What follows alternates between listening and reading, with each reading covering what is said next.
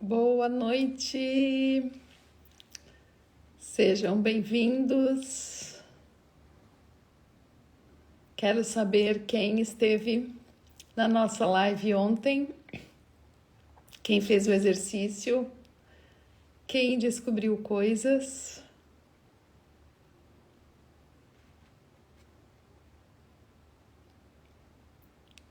Boa noite. O tema da nossa live de hoje é as repetições que nós vivemos na nossa vida ou na nossa empresa e como nós podemos encontrar um fio para onde elas nos dirigem, para onde elas nos levam, o que pode estar atuando por trás dessas repetições. Enquanto as pessoas vão chegando, se você quiser convidar alguém que você acredita que pode também se beneficiar dessa live, usa o aviãozinho, envia para 1, 2, 3 pessoas. A Eliana já está dizendo que fez o exercício escrito, que na prática ainda falta algumas coisinhas. É bom colocar no papel, né? Elisa, desculpa, te chamei de Eliana. É bom colocar no papel, a gente tem novas compreensões. A Eva, foi maravilhosa a live. Só fiquei mesmo esperando para cumprimentar aqui em Portugal, já é muito tarde. É verdade, você tinha me dito, né? Eu deixo a live salva, amanhã você assiste, tá bom? Obrigada pela deferência, eu sei que aí é bem tarde mesmo, né?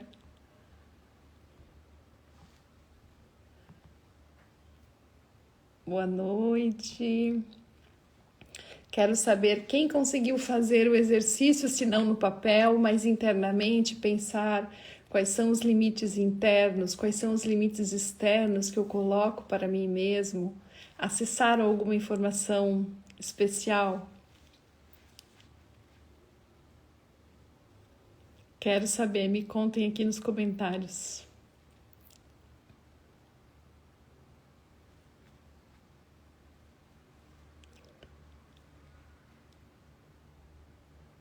Eu contei ontem para vocês, não sei se todos vocês estavam, que nós estamos essa semana fazendo uma semana de lives, também de fechamento de ano, um ano tão difícil, né? Nós estamos fechando mais uma turma da mentoria e quando eu fui organizando os conteúdos eu percebi quanta coisa eu poderia também compartilhar por aqui com vocês que me acompanharam o ano inteiro, né?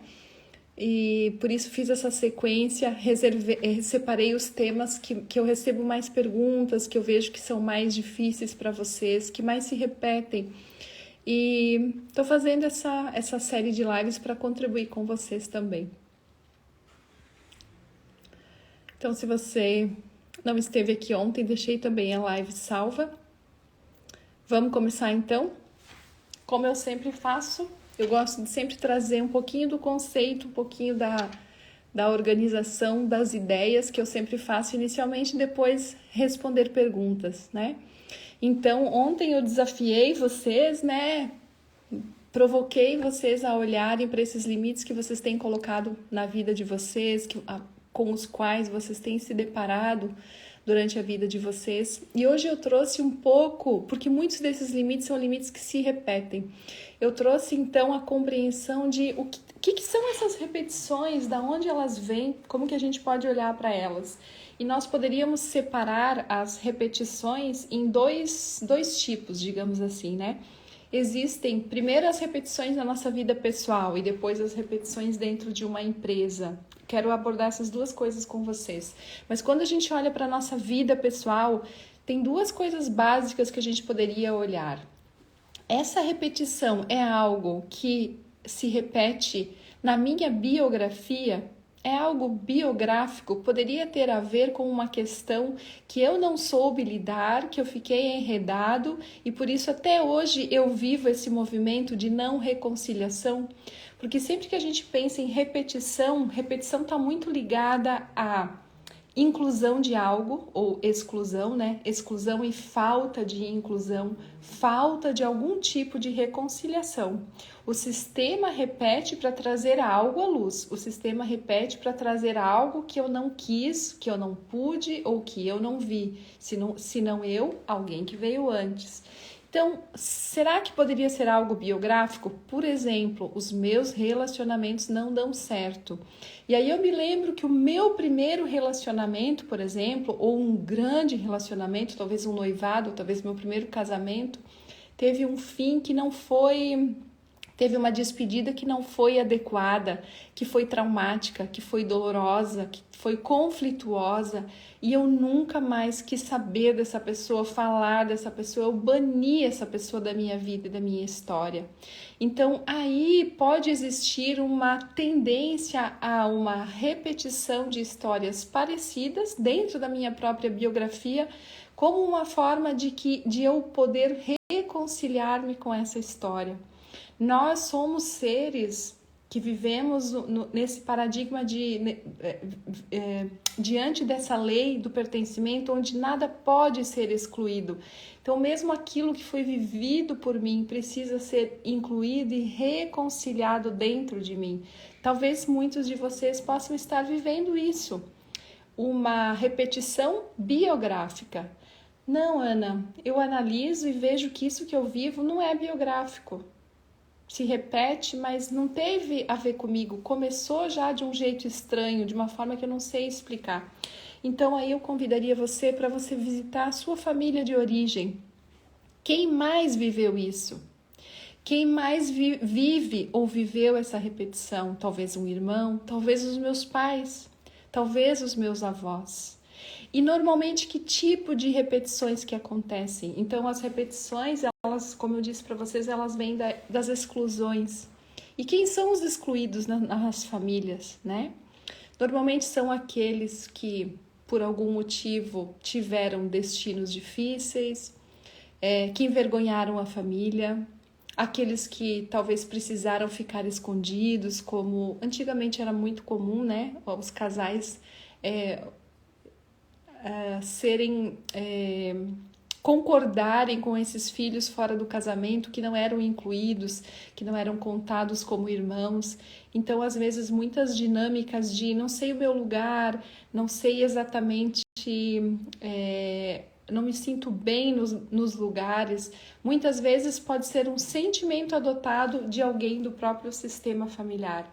Então, você poderia perguntar se tem alguém que foi excluído do meu sistema. Tem, por exemplo, vou dar um exemplo para vocês. Um caso que a gente atendeu faz um certo tempo, né? Era uma pessoa que já estava na terceira empresa e a empresa estava à beira da falência, assim, mas totalmente tinha poucas possibilidades de ser salvo e muita chance realmente de fechar.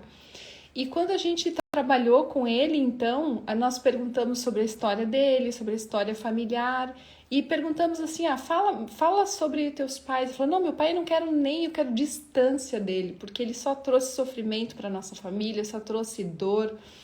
E aí a gente perguntou que tipo de dor ele trouxe. Ele disse, não, ele tinha empresas, ele quebrava, ele abandonava. E quantas? 3. Então, esse filho que julgava, que excluía, que tinha todo tipo de movimento de exclusão ao pai, ele não percebia que, ao mesmo tempo que ele excluía esse pai, ele trazia esse pai de volta através dos fracassos dele, repetindo esse destino. Então, são coisas muito comuns que acontecem. Tudo aquilo que eu excluo, eu tendo a atrair e a repetir na minha vida. Talvez muitos de vocês possam estar vivendo isso. Às vezes num relacionamento, às vezes no trabalho, às vezes com empresas, com negócios que não dão certo, sócios que você atrai exatamente aquele sócio com aquele mesmo comportamento do anterior que você excluiu, por exemplo, né? Uma outra questão... vive uma repetição. Olhei, não encontrei excluídos. Que poderia ser, então? Você poderia, então, perguntar-se se você não está vivendo, por exemplo, um movimento de lealdade. O que é isso?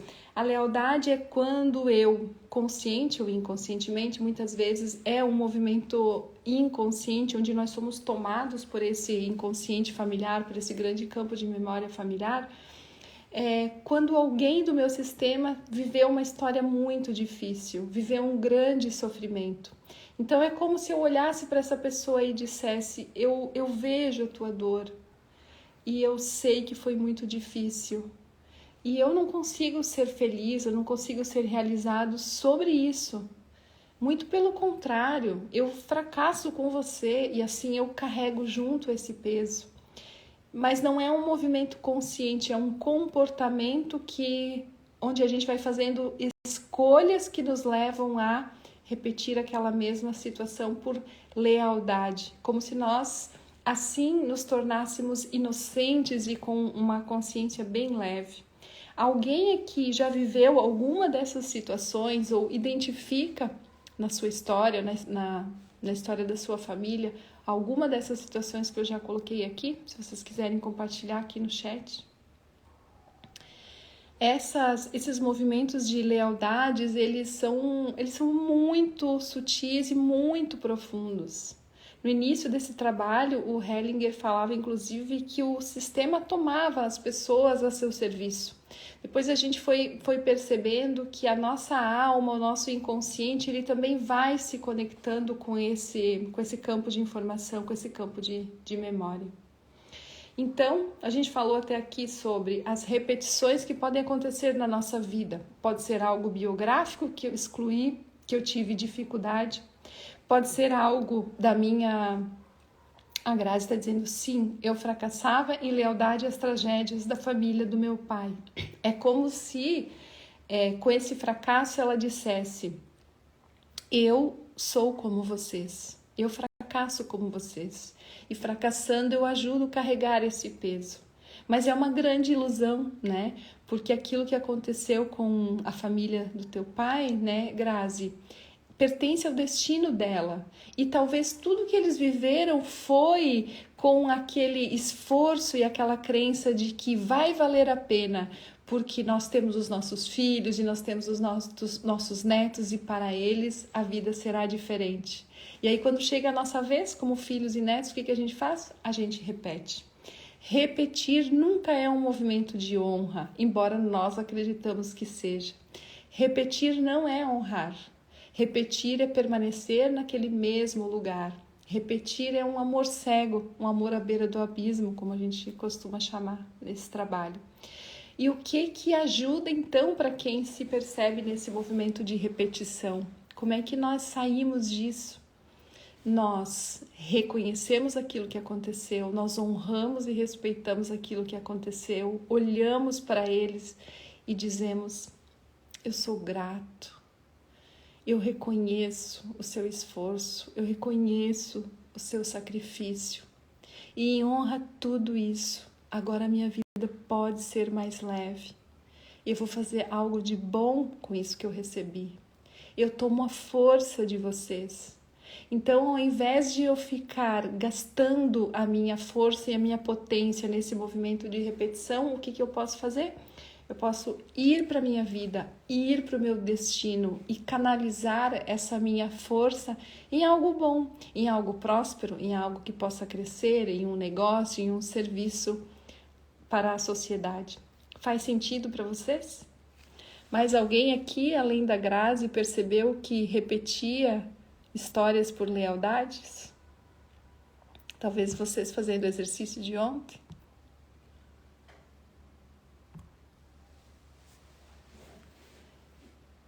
Muito, a Marley também disse que muito.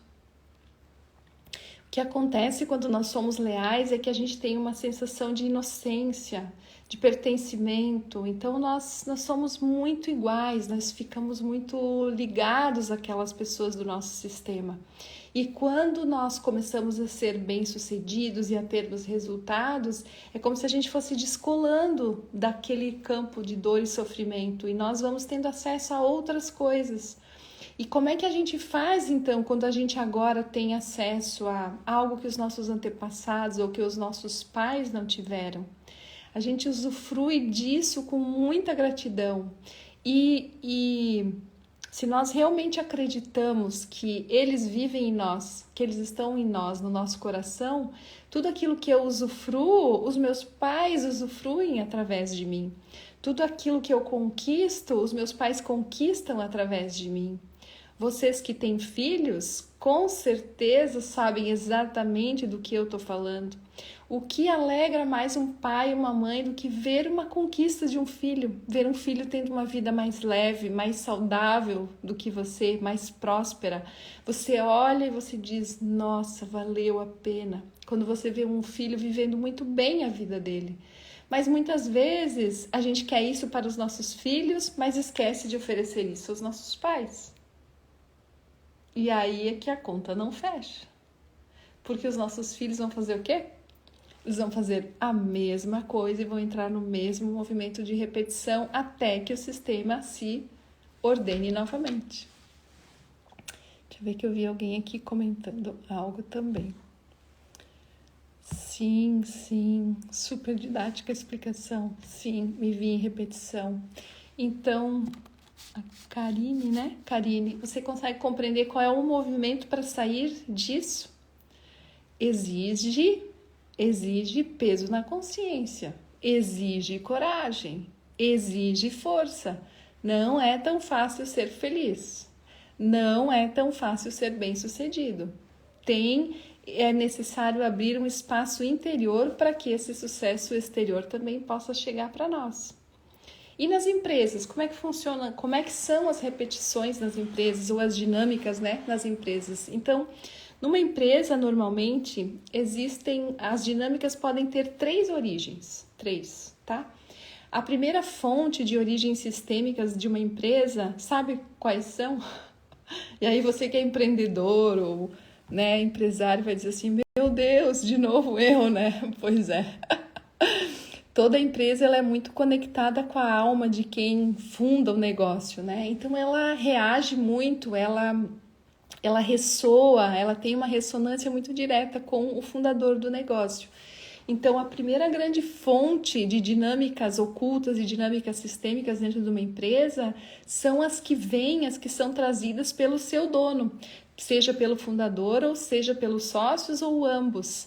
E quanto menor é essa empresa, mais esse tipo de dinâmica impacta, né? Então, por exemplo, se eu tive na minha história uma dinâmica de um avô que foi à falência ou de um avô que teve uma prática incorreta com relação ao dinheiro, por exemplo, que lesou pessoas, e agora eu tenho meu negócio, eu tenho bons sócios, eu tenho um bom produto, eu sou uma pessoa honesta, eu tenho tudo para que aquilo se realize com sucesso, mas de repente o dinheiro começa a ir embora, e ninguém no negócio consegue explicar. As pessoas começam a errar, os produtos começam a apresentar falhas, talvez processos judiciais. E às vezes, quando se olha, a dinâmica invisível por trás através dessas perdas financeiras, eu pago aquela conta para aquelas pessoas que foram lesadas para o meu avô. Então, é muito comum, quanto menor a empresa, mais força, mais impacto essas dinâmicas que o dono traz para dentro do negócio. Conforme a empresa vai crescendo, conforme vai passando o tempo, ela vai criando a sua própria alma, porque uma empresa, uma organização é um sistema vivo. Então, ele vai criando seu próprio campo de memórias e vai ficando cada vez mais denso. Aí, então, também podem começar a surgir as dinâmicas daquele próprio sistema. Dinâmicas, competições, às vezes, entre departamentos,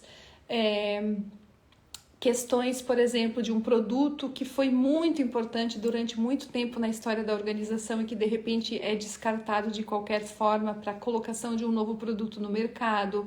Às vezes o próprio cliente se ressente disso e se afasta do novo porque o velho foi desrespeitado, e vocês podem até ficar assim impressionados. Como assim? Isso acontece com produtos?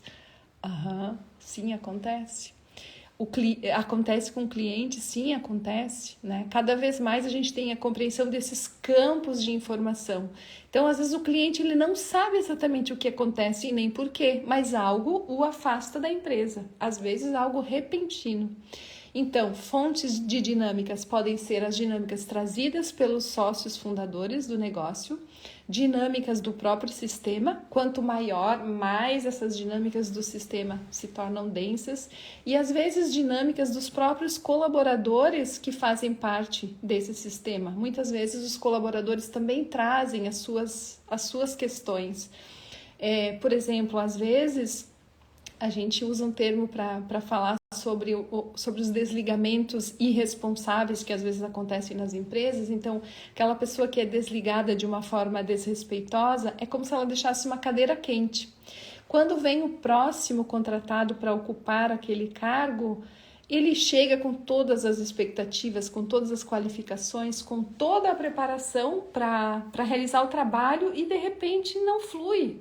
E de repente ele começa a sentir-se estranho. E quando isso acontece, por exemplo, num caso de mentoria, que a pessoa relata isso, no serviço público isso às vezes é bem comum, naqueles cargos onde a pessoa é promovida ou removida ou movimentada dentro do sistema, né? Então a gente pergunta e às vezes até deixa como tarefa, pesquise a história do teu cargo. Pesquise o que aconteceu com a pessoa que te antecedeu. E às vezes a gente encontra histórias impressionantes de o sucessor do cargo sentir inclusive no corpo as mesmas dores, as mesmas sensações que o seu antecessor que foi desrespeitado. Então esse trabalho é sempre muito surpreendente, aquilo que a gente consegue visualizar dentro também das organizações. E aí, então, ali também existem esses movimentos de repetição. Num caso, assim, de uma demissão muito desrespeitosa, às vezes passam 2, 3, 4, 5, 6 pessoas, as histórias se repetem até que alguém, de repente, perceba, não, aqui tem algo que não vai bem, aqui nós precisamos fazer algo. E aí, faz-se, então, um movimento sistêmico de reconhecimento, de gratidão, de inclusão disso que foi excluído. Muitas vezes até é necessário uma compensação financeira, uma compensação emocional, um tipo de reconhecimento. Eu me lembro, eu acredito que foi o professor Décio que conta essa história, não tenho certeza, de uma pessoa que foi demitida de uma empresa depois de 35 anos servindo a empresa. E então ele decidiu que ele ia entrar com uma ação trabalhista, porque ele queria os direitos dele, né? E aí quando foram fazer o estudo do caso, a revisão da documentação, estava tudo corretíssimo, ele tinha recebido todas as verbas rescisórias corretas. Mesmo assim, ele queria os seus direitos. Então, ele ajuizou uma ação, né? E durante a primeira audiência de conciliação, o juiz teve uma percepção muito clara do que se tratava. Ele disse, olha, eu verifico que aqui tudo foi pago, tudo foi ressarcido ao senhor. Mas o que seria, como o senhor se sentiria se eu condenasse a empresa a colocar no jornal, fazer um anúncio no jornal dizendo que o senhor foi desligado da empresa, mas que durante todo esse tempo prestou um serviço e que a empresa reconhece a sua contribuição, que sempre foi uma conduta admirável, que nunca houve um ato de falta de confiança, etc, etc. Ele disse, com certeza, é isso mesmo que eu quero. O que essa pessoa queria, na verdade? Ela queria ser vista. Ela queria ser reconhecida por 35 anos de contribuição a esse sistema. E assim foi feito e ali finalizou-se a ação judicial. Com certeza, se essa empresa fez isso realmente com uma postura de respeito e com realmente gratidão no coração, isso teve um efeito inclusive para os colaboradores que permaneceram na empresa.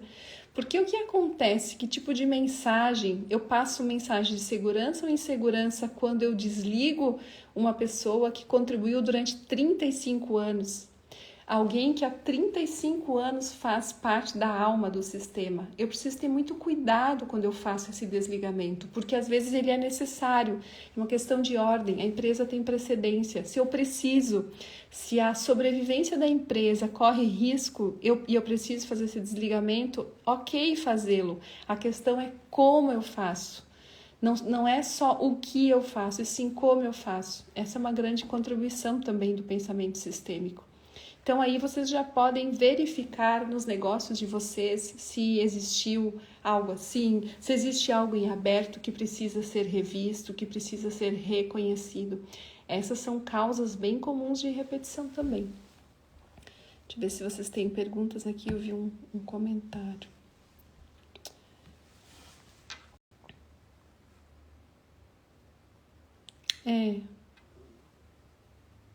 A Andressa diz, o meu irmão mais velho é uma pessoa com deficiência, totalmente incapaz. Sempre foi muito pesado ter conquistas, custa muito. Então, Andressa, esse é um destino que coube ao teu irmão, né? E se você coloca sobre ele, além desse destino que é pesado, né? Além desse destino que ele precisa carregar, além do destino que os teus pais precisam carregar, porque com certeza ele precisa de cuidados especiais. Imagina como se sente o teu irmão quando você olha para ele. Imagina que você olha para ele aqui, ó. Vou fazer um exercício com você. Teu irmão. Vou tirar os comentários, tá? Para vocês poderem ver. Peraí. Teu irmão.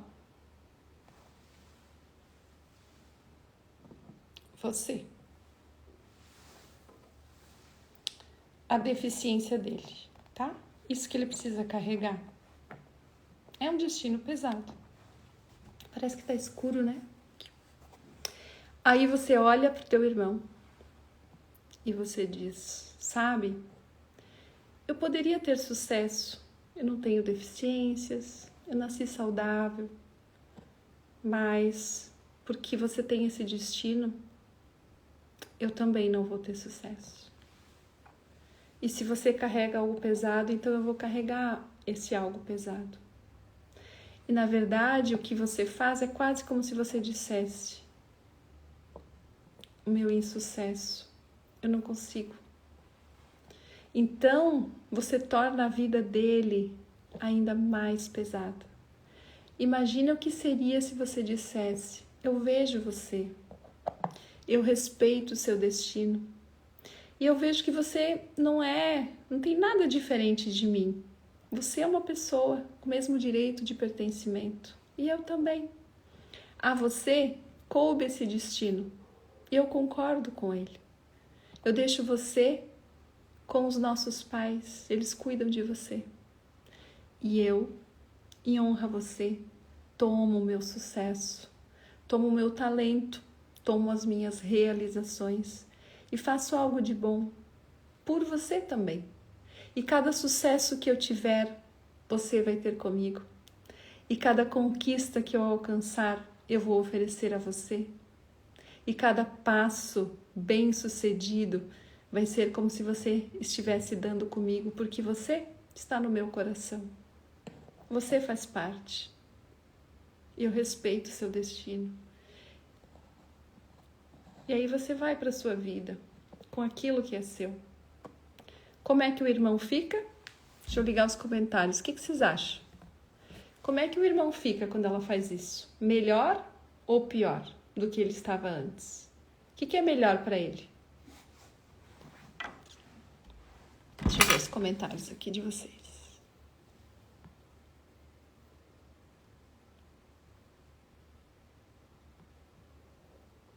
Já vou voltar a responder a pergunta dos fundadores, tá? Nossa, tem bastante pergunta aqui. Então, como o irmão fica? Melhor, mais leve, melhor.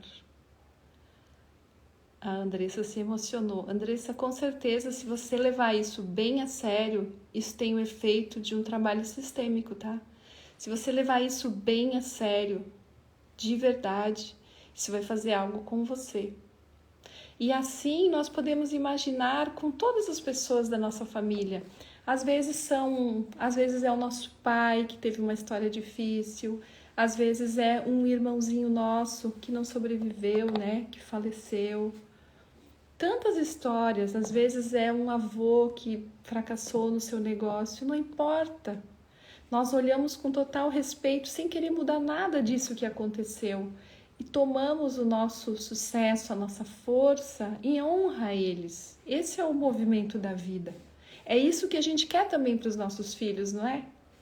Então, sempre que eu tô, e vocês não pensem que eu sou uma pessoa assim, que tenho tudo assim fácil, perfeita, porque eu conheço esse trabalho. Não, esse trabalho me desafia todos os dias. E toda vez que eu fico assim, sabe, olhando para trás, para o sofrimento da minha família, para uma falência que o meu avô teve, dificuldades que ele teve, né, a forma como ele tirou a própria vida, e eu fico aqui me enredando, eu me lembro que eu tenho aqui na minha frente, não um só, é que agora eu não tenho a segunda figura, eu tenho 2 meninos aqui, e é para eles que eu tenho que olhar. Eu tenho que tomar a companhia do meu marido, aqui do meu lado, e olhar para eles, para esses meninos. Aqui eu tenho a minha responsabilidade, deles eu cuido. Aqui está completo, foi como foi, não tem nada que possa ser feito. Aqui que está o futuro de todos nós, os nossos filhos, a nossa empresa, a nossa realização, as nossas obras. Esse olhar é que muda tudo e nos tira da repetição. Olhar para o futuro. Aqui eu sou grande, eles são pequenos para mim, eu posso fazer algo. Aqui, diante dos meus pais e dos meus avós, eu sou pequena, eu não posso fazer nada, a não ser concordar e respeitar. Faz sentido para vocês? Se vocês quiserem depois que acabar a live, à noite, às vezes quando vocês estiverem deitados na cama, vocês podem visualizar isso, sabe? Visualizem-se vocês nessa linha do tempo, os avós atrás, os bisavós, tudo o que aconteceu, e vocês olham para eles, vocês se curvam, agradecem e depois olham para o futuro, para frente, para os sonhos, para os projetos, para os filhos. A Marley olha para o livro dela, a Andressa olha para aquilo que ela deseja realizar, e assim a nossa vida vai se tornando mais leve. Não é fácil, eu sei que não é fácil, é mais fácil falar do que fazer, mas esse é o caminho. Alguém me perguntou aqui sobre uma empresa, peraí. Vocês viram que eu tô sem óculos, né? Aí eu tenho que forçar mais o meu olho. Ai...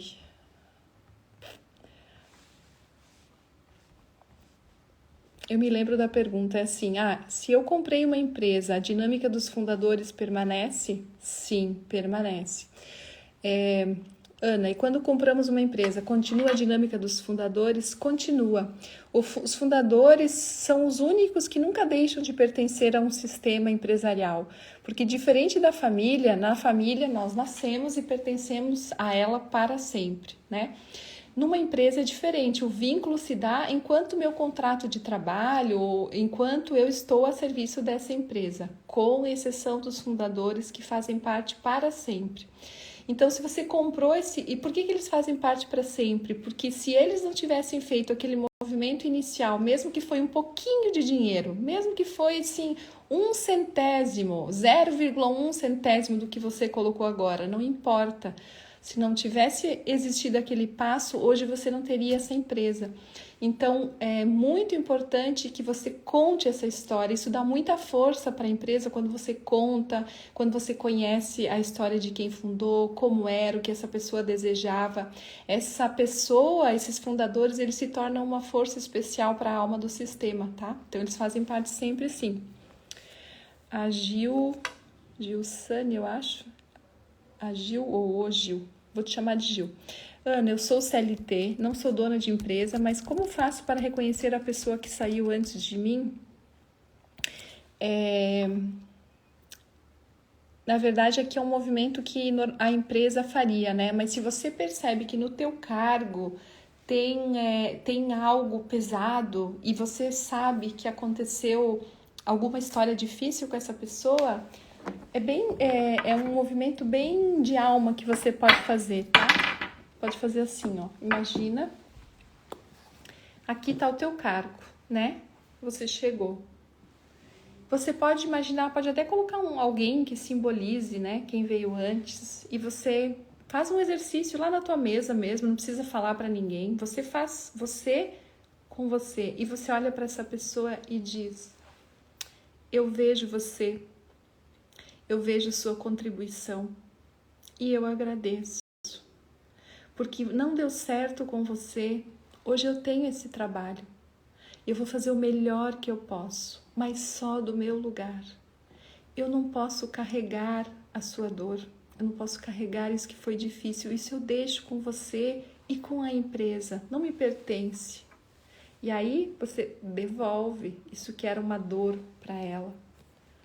E você pode ficar tranquila que eu vou honrar tudo que você fez, a sua contribuição, e vou continuar a partir daquele ponto em que você parou. Eu honro a sua história e o seu destino.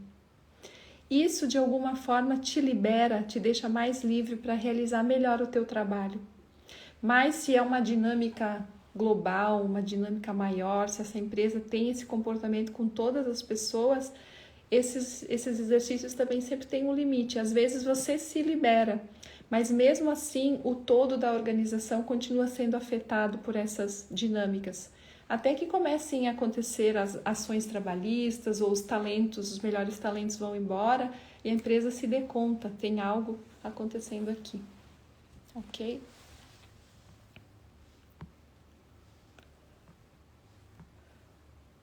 Vamos ver se vocês têm mais perguntas. Que bom que vocês se conectaram. Às vezes é um exercício tão simples, né? Mas muda toda a nossa percepção. Ana, na empresa da família tem muitos problemas. Meu avô fundador foi assassinado e o motivo foi a terra que gera frutos a essa empresa. Aqui com certeza os problemas vêm dessas dinâmicas, ou muitos problemas vêm dessas dinâmicas. Eu não sei qual dia, mas dá uma olhada no cronograma que eu vou fazer uma live sobre empresas familiares. Talvez se você quiser vir, a gente pode explorar um pouquinho mais isso que acontece, mas aqui nesse caso, para você, talvez uma constelação poderia realmente ajudar, desde que você seja uma das donas da empresa, né? Porque, por exemplo, eu não sei se eu falei ontem, acho que não, hoje eu gravei aulas, eu já estou confusa o que eu falei aonde, mas se a empresa é da sua família, então os donos, os acionistas poderiam olhar para isso, né? E fazer as inclusões necessárias. Com certeza estão faltando inclusões nesse sistema. Inclusive, esse movimento de reconciliação com essas pessoas que tiraram a vida do teu avô. Porque aquele que tira a vida de alguém, ele passa a fazer parte do sistema também. Então, Ana, te convido para vir na live de empresas familiares, trazer essa questão. E se você é uma das sócias, vale a pena olhar para isso. Isso pode mudar a realidade da empresa de vocês. Ana, minha mãe trabalha na minha empresa, isso gera desordem? Gera desordem se vocês não conseguirem, se vocês transportarem e misturarem esses dois sistemas, ou se você como filha achar que porque sua mãe trabalha com você, você agora é maior. O teu desafio é muito maior, exige muita maturidade. Não é necessariamente uma desordem, não. Vai depender da tua postura, de como você faz, como você age com ela. Se você, apesar disso, apesar de pagar o salário dela, que eu imagino que é o que aconteça, você consegue olhar para ela como grande, como uma pessoa que veio antes de você, e quando você chega na casa dela, ela continua sendo a tua mãe. Essa é um movimento e uma postura de grandeza que você alcançou, que é admirável, mas exige um pouco mais de trabalho de postura pessoal, tá? Como é que você vai saber? Pelos efeitos. Flui bem? Você se sente bem ou está ficando pesado? Ou você percebe que você se torna arrogante com ela? Ou você começa a achar que por ela trabalhar com você, você tem o direito de se envolver nas questões dela, dizer o que é certo, o que é errado em relação às coisas dela, nos relacionamentos dela, por exemplo? aí já é um indício de que você está saindo do teu lugar.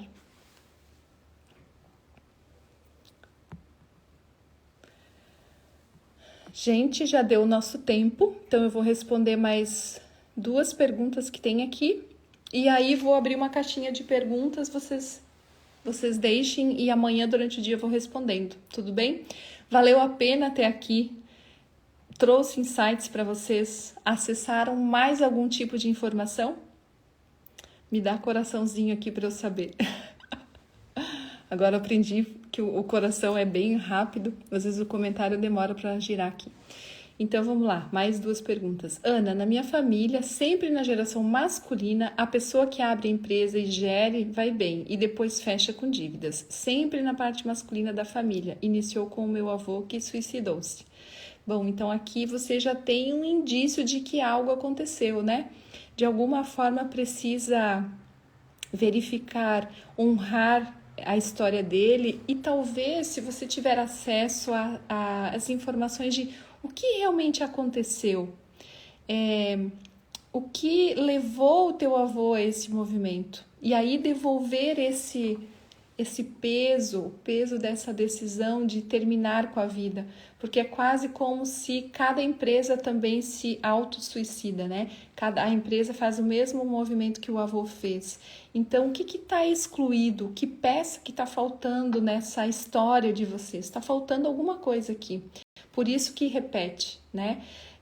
Você pode fazer esse movimento de reverência ao avô, você pode devolver para ele esse peso, mas talvez falte algo mais ainda.